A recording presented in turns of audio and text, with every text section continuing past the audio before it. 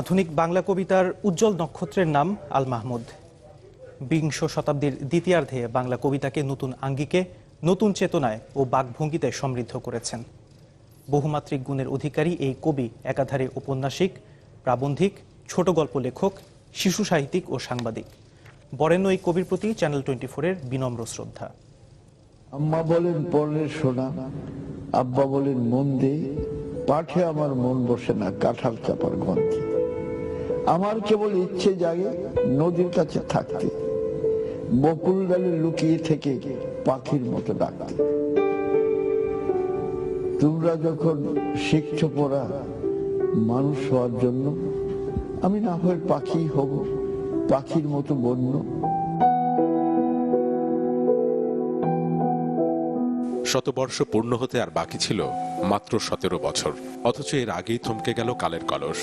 লোক লোকান্তরে পাড়ি জমালেন সোনালী কাবিনের কবি। তিনি আল মাহমুদ ছিলেন একটি অধ্যায়, একটি চলন্ত ইতিহাস, জীবন্ত সাহিত্যকোষ। কবিতার চরণে হাঁটাহাঁটি নয়তো গল্পের চড়ুই ভাতি অথবা উপন্যাসের উঠোনি ছিল তার ভালোবাসা, তার শ্রমের কারুকাজ। জন্ম 1936 সালের 11 জুলাই। কৈশোরে লাটিম ডাঙ্গুলিতে নয়, প্রেম ছিল মধ্যযুগীয় প্রণয় উপাখ্যান, বৈষ্ণব পদাবলী, রবীন্দ্রনাথ আর নজরুলে। কবিতার পংক্তিমালায় তার বক্তিয়ারের ঘোড়াটাও ছুটেছে সেই তখনই। অভিন্ন দৃষ্টিতে তিনি জীবনকে দেখেছেন কবিতার ভেতর, আর কবিতাকে করে তুলেছেন জীবনের ভাষ্য।